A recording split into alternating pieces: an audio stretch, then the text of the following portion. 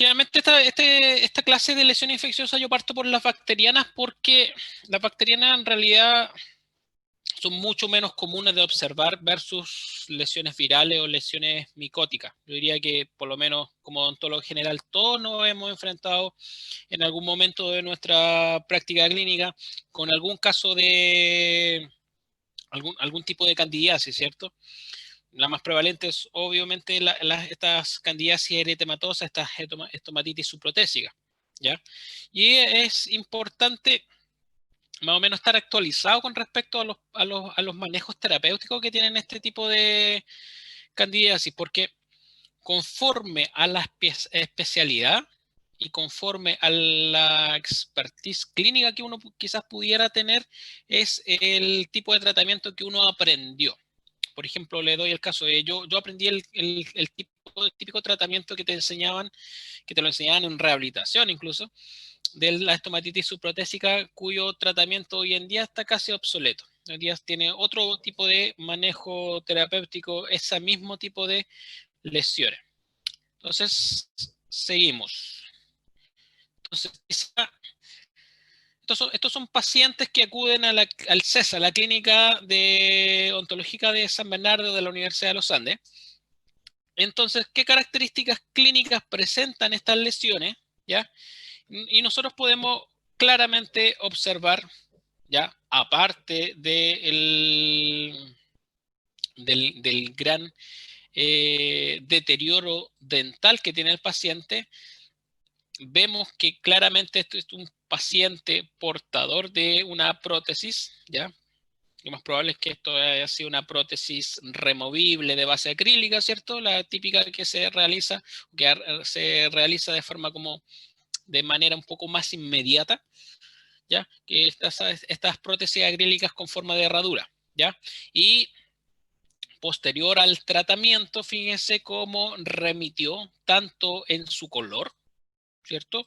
Como en su textura, ¿ya? Tenía que ser acá un aspecto un poquito granular, ¿ya? Y acá ya estaba resolviéndose, ¿ya? Si bien todavía presenta características compatibles como que aún puedan tener estas lesiones, la paciente remitió, la verdad es que relativamente bien al tratamiento de la candidiasis. Ojo, muchas veces nosotros confundimos, ¿ya? Y porque las manifestaciones clínicas son exactamente iguales a una estomatitis subprotésica, a una reacción de hipersensibilidad o la estomatitis de contacto que se les llama, ¿ya? Y la estomatitis de contacto muchas veces puede estar reinfectada por cándida.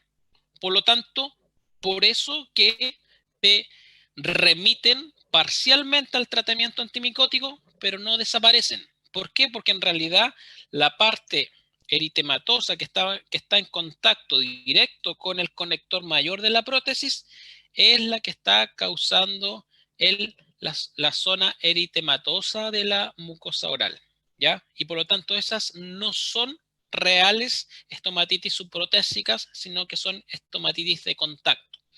Y esta estomatitis de contacto yo diría que es más común verla, sobre todo en los pacientes que usan prótesis parciales pero de base metálica. Ya por ahí hay algunos pacientes que son alérgicos a algún tipo de metal de estas aleaciones que les colocan a las bases metálicas, o por ahí también hay incluso algunos pacientes que son alérgicos al monómero, ¿ya? Que se le agrega a los acrílicos, que también te podría explicar la estomatitis de contacto, ¿ya? Y por lo tanto es por eso que en algunos casos es refractaria a tratamiento. Ahora, pero sin embargo, si nosotros observamos a este paciente, sacamos la prótesis, vemos que esta prótesis obviamente está totalmente desajustada, ¿ya? Presenta grandes zonas, ¿ya? Este paciente probablemente ocupaba esta prótesis y no se la sacaba en ningún momento, ¿ya? Es altamente probable que haya sido colonizada o recolonizada por especies de cándida y por lo tanto se forma esta candidiasis eritematosa a nivel palatino, ¿ya? Ahora, muchas veces estas candidiasis, ¿ya? Otras presentaciones clínicas, ¿ya? Y que es muy común quizás de observar, sobre todo yo he visto como que se cumple como el patrón. Pacientes mujeres sobre 50 años, de dentadas parciales o totales, ¿ya? Y que también llama la atención muchas veces de que presentan el dorso lingual, ¿ya? Muy liso, ¿ya? Depapilado, ¿ya? Y en estos casos, la paciente puede estar cursando con una candidiasis eritematosa. Si a eso le sumamos que también acá, ¿cierto? Tiene otro tipo de candidiasis, ¿ya? Crónica, que es la quelitis angular, ¿cierto? Y muchas veces estas pacientes te llegan consultando porque sienten ardor lingual, ¿ya?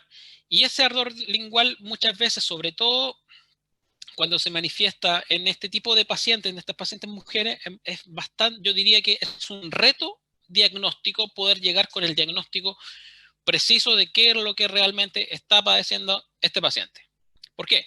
Porque puede ser que realmente la paciente esté con una candidiasis, ¿ya? En el dorso lingual, por ejemplo, vemos la quelitis angular, y por lo tanto, nosotros instauramos tratamiento y remite relativamente bien. Sin embargo, hay otro gran porcentaje de pacientes que se manifiestan totalmente igual clínicamente, pero que son refractarios a tratamientos antimicóticos. ¿Ya? Y ahí pueden ser dos cosas. O los cepas de cándida realmente son resistentes al tratamiento, ¿ya? Y por lo tanto se tiene que manejar de otra manera, ¿ya? O lisa y llanamente el cuadro clínico en realidad no se trata de una candidiasis eritematosa, sino que se trata de un cuadro que hoy en día es relativamente más común de ver que en décadas pasadas. Me refiero al síndrome de boca urente o el síndrome de lengua urente, que ustedes lo pueden escuchar, ¿ya? Y que muchas veces es súper complicado de poder manejar a estos pacientes, ¿ya? Porque son pacientes que deambulan de clínica en clínica buscando algún tipo de diagnóstico.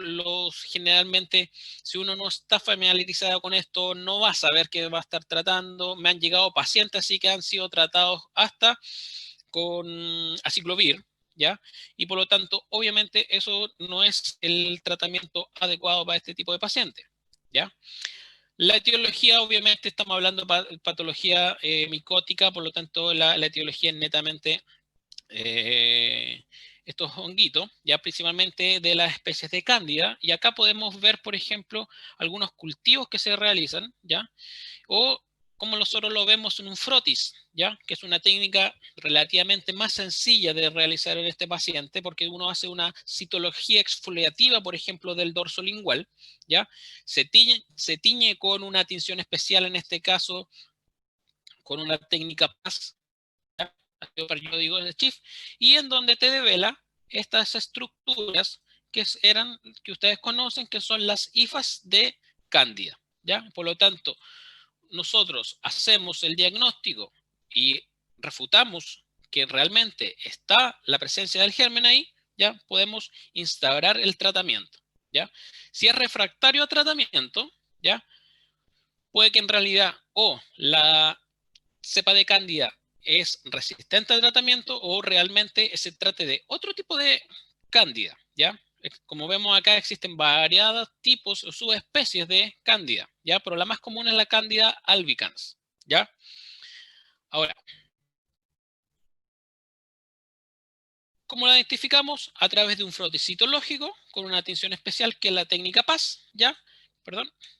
Y si esta te da positivo, tú develas estas estructuras de IFAS, ¿ya?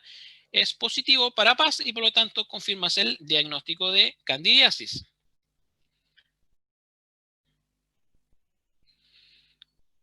¿Cómo podemos nosotros identificarlo clínicamente? ¿Ya? Se puede hacer a través de un hisopo, como un cotonito largo, ¿cierto?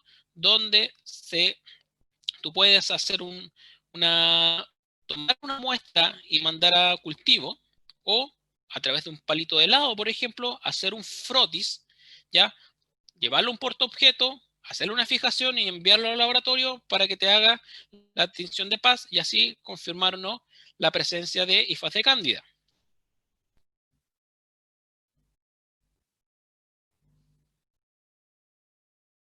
¿Ya? Bueno, acá están haciendo una técnica de cultivo, ¿cierto? Te ponen dentro de este tubo de ensayo, ¿ya? Con un medio de cultivo especial, ¿ya? Y luego se hace, esto sobre todo era lo que en pregrado uno hace en microbiología, ¿ya? Para ver las unidades formadoras de colonia de cándida, ¿ya? Y en donde, de acuerdo al color con el que se manifiesta, uno puede hacer una fenotipificación de qué tipo de cándida es la que realmente es la que estamos cultivando. Por ejemplo, si era verde, era albicans, que era lo más común, ¿ya? Y si es, por ejemplo, un azul metálico, en realidad es una cándida tropicalis, si es rosa o fucsia, es una crusei, etcétera, ¿ya? Entonces ahí tenemos, por ejemplo, Candida albicans en cultivo. Entonces, yo diría que si bien la técnica de cultivo de especies de cándida es una técnica bastante buena, obviamente no es como aplicable a la clínica en la práctica diaria, ¿ya? Tampoco así es en la citología exfoliativa, ¿ya? En el sentido de que necesitas a alguien o un patólogo entrenado para que te pueda dar el resultado de esa citología que tú realizaste. Por lo tanto, acá el objetivo de esta parte de la clase es hacer una clase más bien clínica para que ustedes puedan reconocer las diferentes manifestaciones y las diferentes pautas de tratamiento que tienen estas candidiasis, ¿ya? Entonces, la candidiasis oral propiamente tal es una infección mucocutánea, ¿ya? Es una infección oportunista, ¿ya? Y bastante frecuente dentro de las infecciones micóticas que afectan la mucosa oral, ¿ya? Y se tiene diferentes manifestaciones clínicas de acuerdo a su curso, ¿ya? Está relacionada con ciertos tipos de factores predisponentes que conducen o favorecen la sobrecolonización por cándida, ¿ya? Algunos factores locales, por ejemplo, alteraciones de la barrera de la mucosa, ¿ya? Cambios del epitelio oral o incluso pacientes con alteración de la saliva. Por eso que les puse al comienzo esta paciente con sequedad bucal, ¿ya? Que secundariamente había desarrollado esta candidiasis eritematosa en el dorso de la lengua. Y también es importante reconocer que, como dice ahí, algunas alteraciones o cambios del epitelio también favorecen el desarrollo o el no desarrollo de candidiasis, ¿ya? Por ejemplo, pacientes eh, en pacientes fumadores, ¿ya? Principalmente, de cierta manera, esta capa que se forma ya por la estomatitis nicotínica, de cierta manera como que favorece la sobrecolonización con cándida en esa zona, ¿ya? También es importante mencionar algunos factores sistémicos que pueden estar exacerbando ya la progresión de alguna candidiasis. Por ejemplo, pacientes añosos, ¿ya? Pacientes que están con alguna alteración a nivel hormonal, pacientes mujeres posmenopáusicas, por ejemplo, algunas alteraciones nutricionales, sobre todo en pacientes diabéticos no compensados, probablemente hay que tener ojo, ¿ya? Que se te puede sobrecolonizar con cándida, ¿ya? E incluso con otras especies de hongos, ¿ya? Hay casos emblemáticos de sobrecolonizaciones en pacientes diabéticos no compensados donde se realizó una extracción, ¿ya? El paciente estaba totalmente descompensado y desarrollaron un tipo letal, por ejemplo, de micosis mucocutánea, que es la mucormicosis, y el paciente llegaron a fallecer, ¿ya? Pero por eso les pongo de manifiesto todos estos factores que pueden desarrollar el desarrollo de la candidiasis, ¿ya? Clínicamente, la candidiasis nosotros la encontramos en dos grandes grupos. Uno, que son las agudas, y otras que son las crónicas. Yo creo que la mayoría nos hemos enfrentado con la candidiasis pseudomembranosa, ¿cierto? Esta candidiasis pseudomembranosa aguda, ya que se caracteriza principalmente porque presenta estas lesiones blancas que son desprendibles al raspado y que dejan una zona eritematosa subsiguiente, ¿cierto? Por lo tanto, la candidiasis eritematosa aguda podría ser una consecuencia de la candidiasis pseudomembranosa aguda. También tenemos las candidiasis eritematosas crónicas, ¿cierto? Con sus diferentes subtipos, estomatitis subprotésica, glositis romboidal media o quelitis angulares. Y este tipo de candidiasis, ya, la candidiasis hiperplásica crónica, es un tipo de candidiasis, yo diría que se salta un poco la regla, ¿ya? No tiene las mismas características que presentan los otros tipos de candidiasis. Si bien es una lesión blanca, no es desprendible al raspado e incluso se ha categorizado como una lesión potencialmente maligna que en su transcurso de evolución podría transformarse incluso en un cáncer oral. Yo creo que la pseudomembranosa aguda no tiene mayor repercusión, o sea, en el sentido de que es una lesión blanca totalmente desprendible al raspado y que existen ciertos factores que pudieran favorecer, ¿ya? El desarrollo de estas candidiasis, ¿ya? Sobre todo en pacientes que están inmunosuprimidos, ¿ya? Pacientes que son trasplantados, pacientes que se encuentran con terapias antibióticas de amplio espectro por largo tiempo, ¿ya? Pacientes crónicos, niños, ya que usan bastante el inhalador, fíjense ustedes, el inhalador favorece también la sobrecolonización de cándida, ¿ya? Y clínicamente esta lesión es una lesión blanca, cremosa muchas veces, ¿ya? Totalmente desprendible al raspado, ¿ya? Y que puede afectar cualquier sitio de la mucosa oral, ¿ya? La sintomatología es variable porque en general las candidiasis pseudomembranosas no duelen, son totalmente asintomáticas, ¿ya? Duelen en el sentido de que cuando uno la raspa y deja en esta zona eritematosa, arde, ¿ya?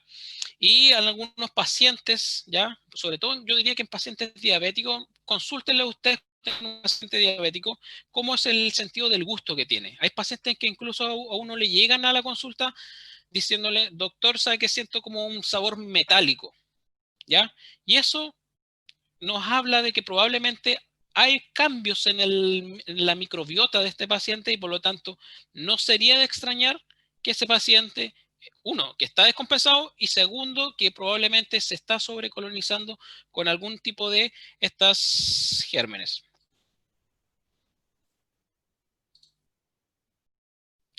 La candidiasis eritematosa aguda, como les dije, principalmente es como secuela de la anterior, ¿ya? Es esta zona pseudomembranosa que si uno con una gasita o con un cotonito, con un rollito de algodón, la retira, quedan estas zonas eritematosas en la mucosa oral, ¿ya? Cuando afecta, ¿ya? El diagnóstico diferencial es como más amplio. ¿Por qué? Porque existen lesiones de la mucosa oral, ¿ya? Que pueden verse exactamente igual con estas placas, ¿ya? Estas zonas extensas eritematosas, ¿ya? Que pueden ir desde una candidiasis eritematosa, como es lo más común, pero también, por ejemplo, habría que consultarle al paciente si esto le aparece y le desaparece cada cierto tiempo para, por ejemplo, descartar una glositis migratoria benigna o la lengua geográfica comúnmente denominada. También, por ejemplo, si el paciente ha estado sometido a periodos de estrés, si presenta lesiones blancas, por ejemplo, en las caras internas de mejilla, si presenta lesiones similares en piel, por ejemplo, para descartar un líquen plano erosivo incluso, también se puede manifestar de forma bastante similar, ¿ya? Generalmente la candidiasis eritematosa afecta la zona del dorso lingual y la zona del paladar duro, ¿ya? Ahora, también se da un fenómeno sobre todo cuando nosotros vemos estas lesiones, estas zonas eritematosas bastante grandes en la zona, ¿ya? En la zona, por ejemplo, en el límite entre el paladar duro y blando, ¿ya? Pueden ser generalmente aquí hay que plantearse dos diagnósticos diferenciales. Mirar, por ejemplo, el dorso lingual. Si presenta alguna lesión compatible con una candidiasis eritematosa o compatible con una glositis romboidal media. Ya. ¿Por qué? Porque se produce un fenómeno que se llama el kitchen lesion o lesión por contacto, lesión por beso en realidad. ¿Ya? Pero básicamente, o sea, no tiene una traducción literal, pero básicamente se refiere a un contacto directo que hubo, que hay gérmenes en el dorso lingual y se llevaron a la zona del paladar y se sobreinfectó y te está formando, ¿ya? Esta zona eritematosa, ¿ya? Que también sería una candidiasis eritematosa aguda, ¿ya? También tenemos que descartar factores locales, traumas e incluso quemaduras de la zona que pudieran provocar alguna alteración similar. ¿Qué es lo que llama la atención? Por ejemplo, si uno quisiera descartar trauma, que tendría que tener una historia clínica, efecto-causa, que sería compatible con esa lesión, ¿ya? También muchas veces, si es trauma, son traumas que son traumas agudos, por lo tanto el paciente va a llegar inicialmente consultando porque tiene dolor en esa zona, ¿ya? Y por lo tanto ahí tiene un efecto, o sea, una relación causa-efecto justificable para poder hacerlo uno pensar que en realidad es una lesión traumática y no es una lesión provocada, por ejemplo, por una candidiasis eritematosa, ¿ya? Ahora, la candidiasis hiperplásica crónica que yo les mencionaba, esta candidiasis hiperplásica crónica yo diría que es en esta ubicación, más que en esta otra de dorso lingual, ¿ya? En esta ubicación de la zona retrocomisural, ¿ya?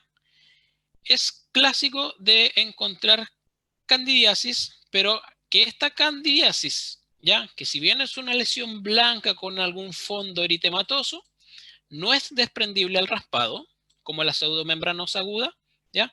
Y si uno realizara pruebas de microbiológicas o pruebas de tinción de paz, podría confirmar el hecho de que se encuentra ahí sobrecolonizado con hifas de cándida.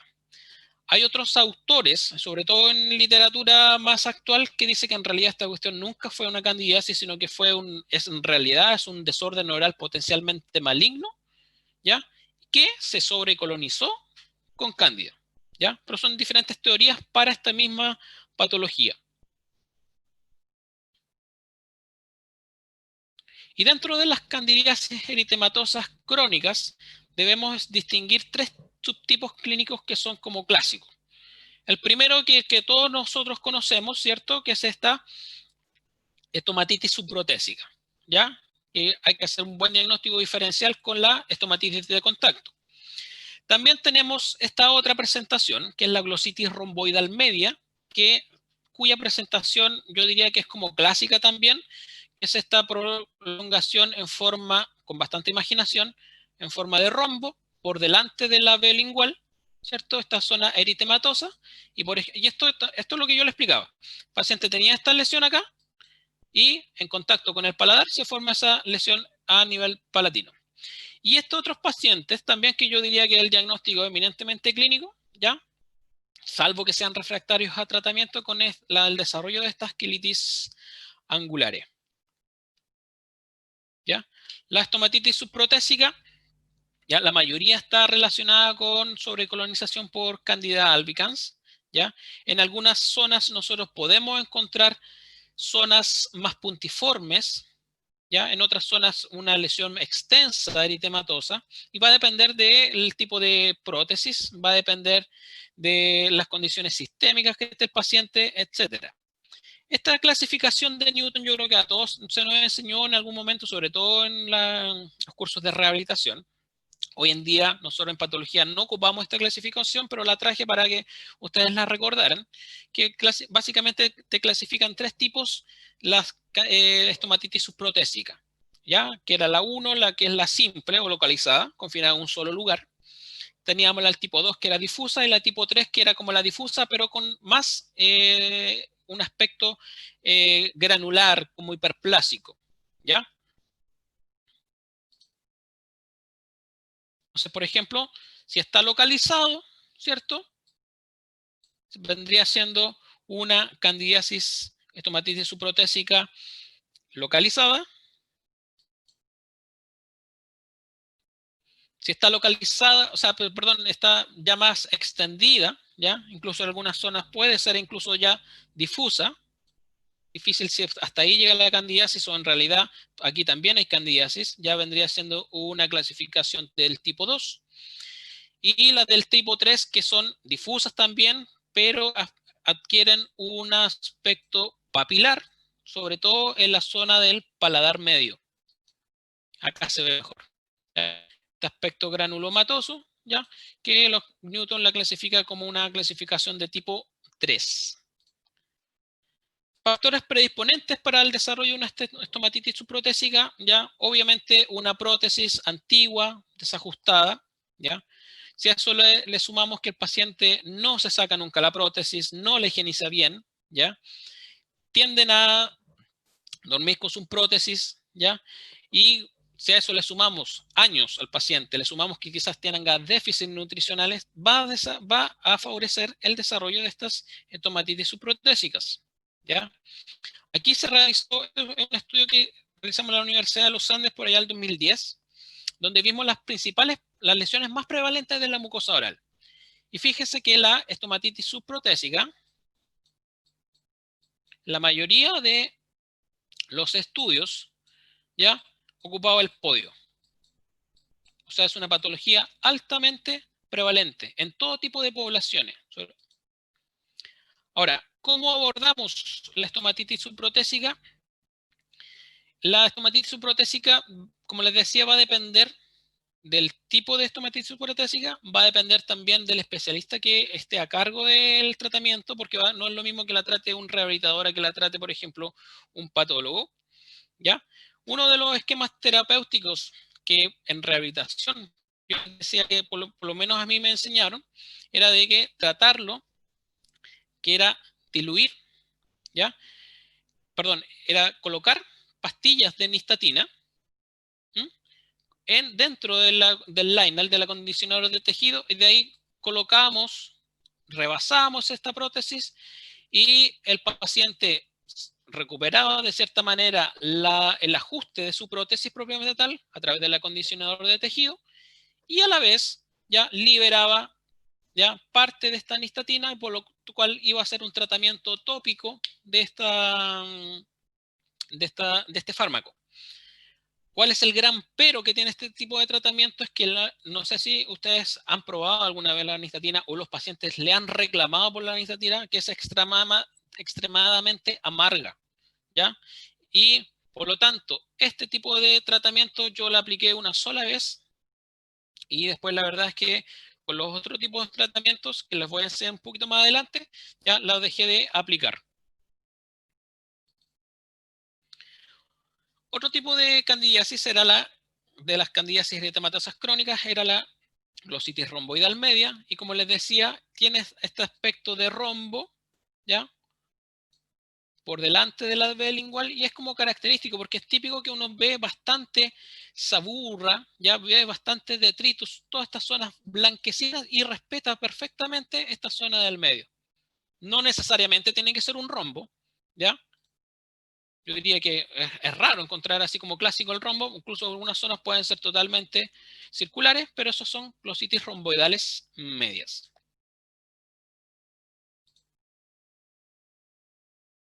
Perdón, me salté una. Sí.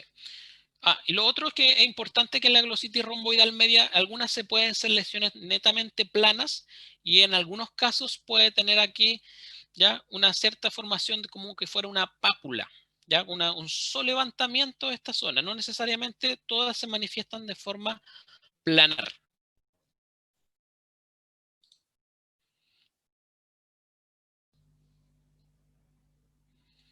Tenemos un caso acá de un caballero que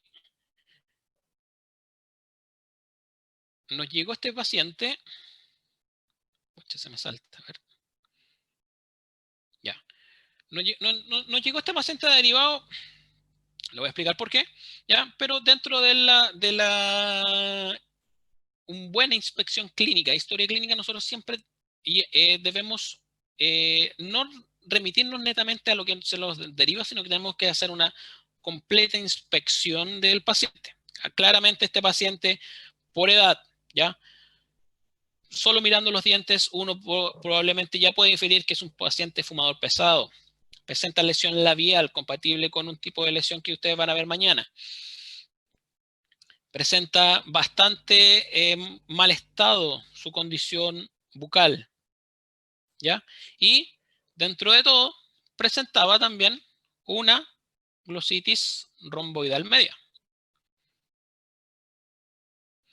Ahora, otro tipo de lesión de las crónicas es la quelitis angular, ¿ya? Y generalmente esta quelitis angular, cuando son bilaterales, la mayoría están relacionadas con pacientes que han perdido su dimensión vertical, ¿cierto? Por lo tanto, se forma esta flexión en la zona de las comisuras, una zona húmeda que favorece la recolonización por cándida, ¿ya? Muchas veces estas candidiasis son refractarias a tratamiento. ¿Y por qué son refractarias a tratamiento? Porque al igual que como pasa, por ejemplo, con el impétigo, estas en algunos casos pudieran estar sobrecolonizadas con otro tipo de germes que no son hongos, sino que son bacterias. Por ejemplo, el 60%, dice acá, de las quelitis angulares están colonizadas tanto por cándida como por estafilococo. Entonces, acá tenemos, por ejemplo, un caso de un paciente con una quelitis angular. Entonces, ¿cómo hacemos el diagnóstico? A través de una buena historia clínica y tanto de inspección oral, ¿ya? Perioral, antecedentes sistémicos del paciente. Si es necesario, nos complementamos con métodos diagnósticos como la citología exfoliativa a través de una tinción especial que es la técnica del PAS. Y para casos refractarios a tratamientos o con fines académicos, como nosotros lo hacemos en la universidad, hacemos cultivo, ¿ya? Con estas técnicas especiales, con el agar saborat o como con el crom agar, con el crom agar chocolate también funciona bastante bien.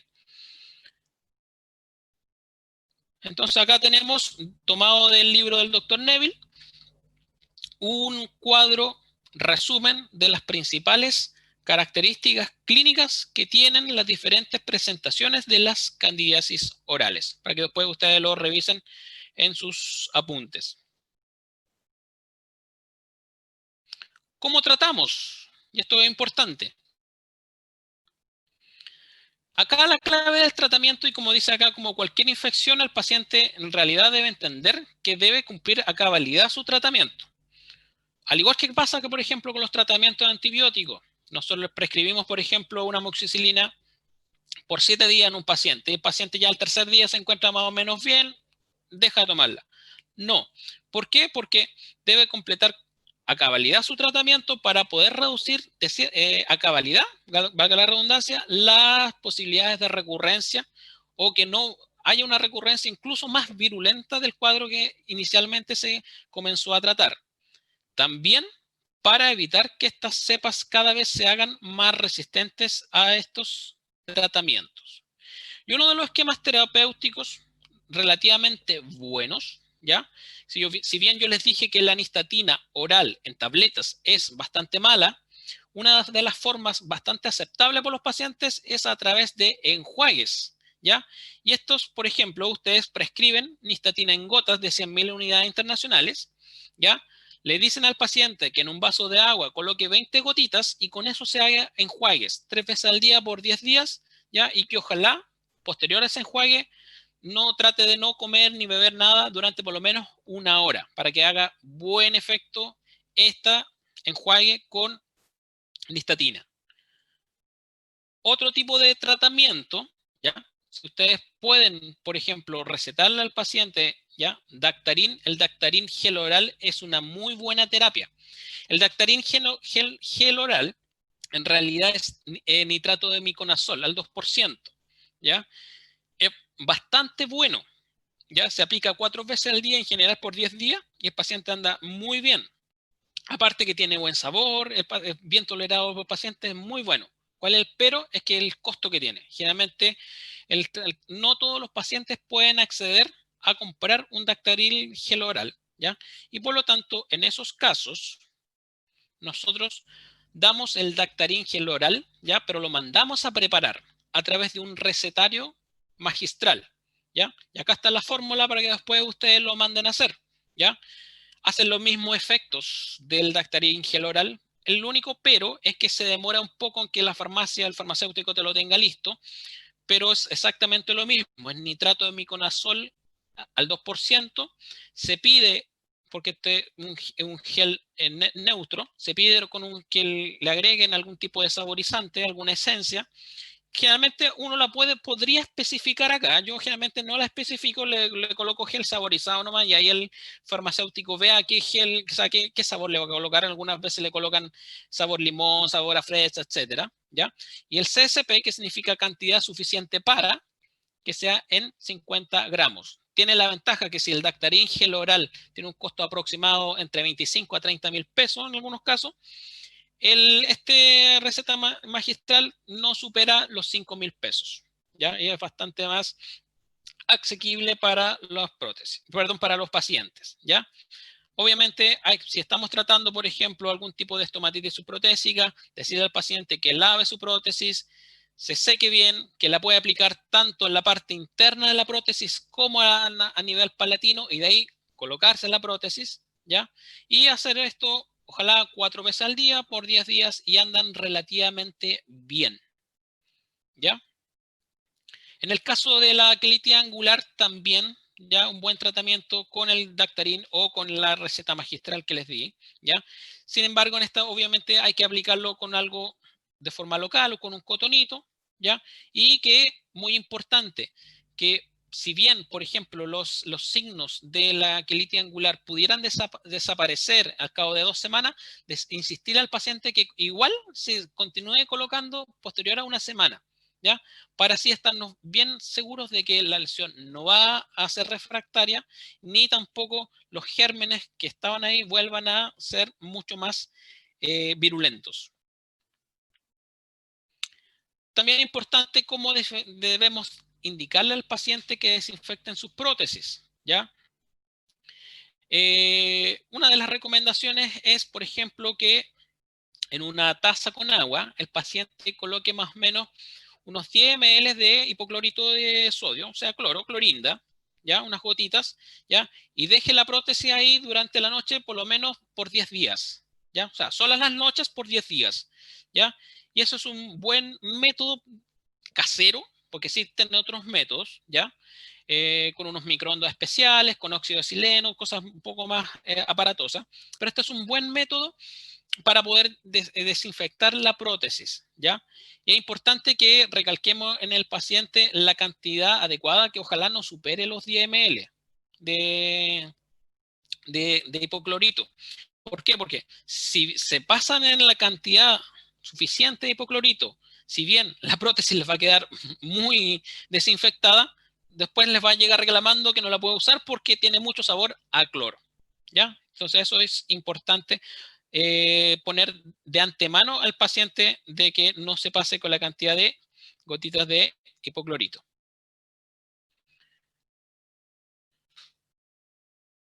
Anduve justo. Son las 15:31, ¿ya? Regresamos a las 15:45 ahora, ¿ya? Perdón, ¿alguna duda o consulta con respecto a las micóticas? Doctor, Uh-huh. pregunta. No me quedó claro el tratamiento para la glositis romboidal media. No sé si yo no puse atención o no lo vimos. No lo coloqué. Ya. No, la glositis romboidal media la puedes tratar. Es que no lo coloqué como pauta de tratamiento porque en realidad la glositis romboidal media es un poquito más extraña y no consideré que fuera así como que ustedes se lo iban a presentar. Pero responde relativamente bien, por ejemplo, con el Dactarin, con el nitrato de miconazol, con las mismas pautas de tratamiento.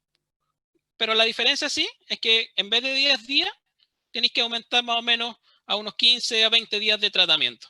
Por eso que ahí yo te recomiendo mejor que le indique al paciente que mejor se la mande a hacer a que compre el Dactarin gel oral. ¿Alguna Gracias, otra doctor. duda? Muchas gracias. Doctor, Ujú. la candidiasis, la más común, la pseudomembranosa, igual Sí, responde bien al mismo primer esquema, sí, ¿cierto? sí, sí, sí. Nistatina en enjuague. Nistatina en enjuague También. o Dactarin gel oral tópico anda bastante bien. Si ustedes revisan literatura se van a encontrar como que la tratan con fluconazol, las tratan con otro tipo de antimicóticos, pero la verdad es que yo como primera línea coloco esto y si ya son refractarios, ahí ya voy subiendo en cuanto a intensidad, pero si ya son refractarios es porque algo está pasando localmente en el paciente, entonces ahí quizás más oportuno sería hacer la derivación al paciente que en vez de nosotros tomarlo y empezarlo a tratar. Otra consulta, en el caso de la desinfección de prótesis acrílica que recomendaba, Ujú. estamos hablando en un caso, por ejemplo, una estomatitis Su prótesis subprotésica, sí. que Ujú. haya que desinfectar bien la prótesis para poder, como para acompañar el tratamiento. Exactamente. Ya. En cuanto a eso mismo, una de las formas, o sea, yo solo le estoy presentando una de las formas. Hay otros colegas que prefieren, dicen de que ellos recomiendan que incluso el paciente coloque su prótesis al microondas por 1 minuto y luego el paciente la sigue ocupando, ¿ya? Yo no soy muy proclive a ese tipo de tratamiento.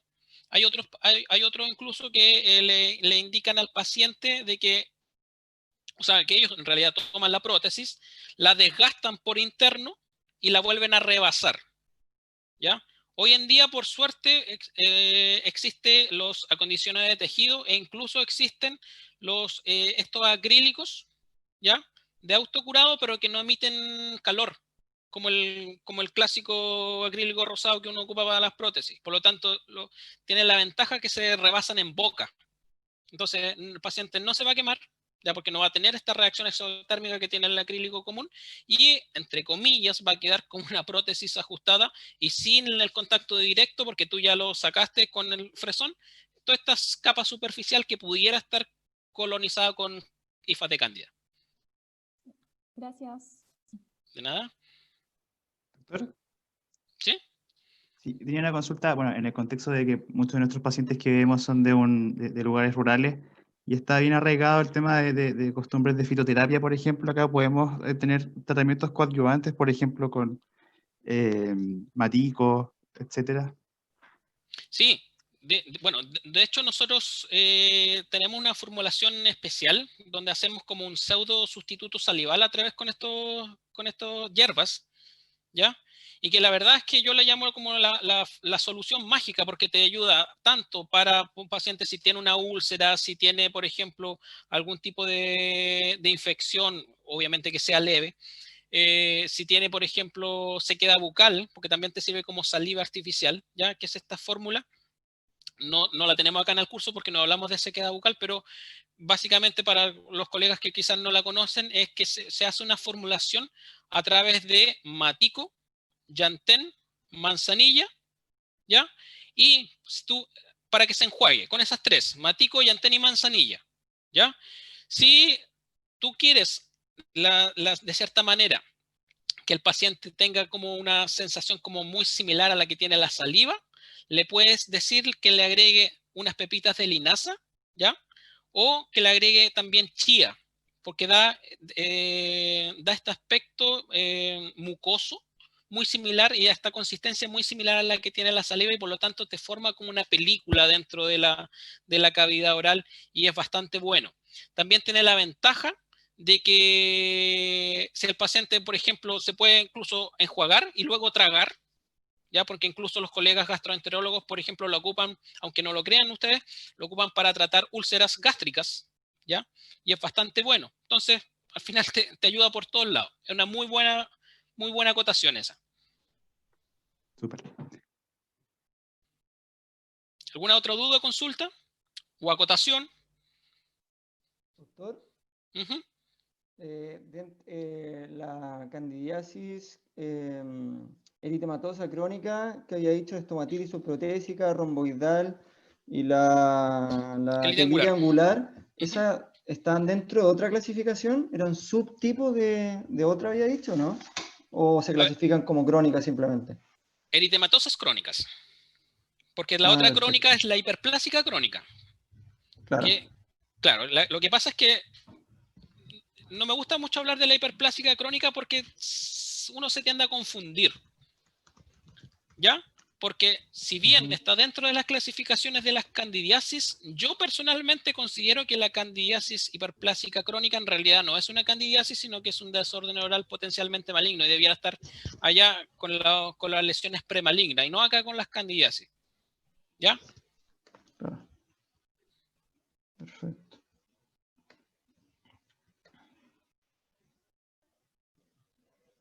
¿Alguna otra duda? ¿Consulta?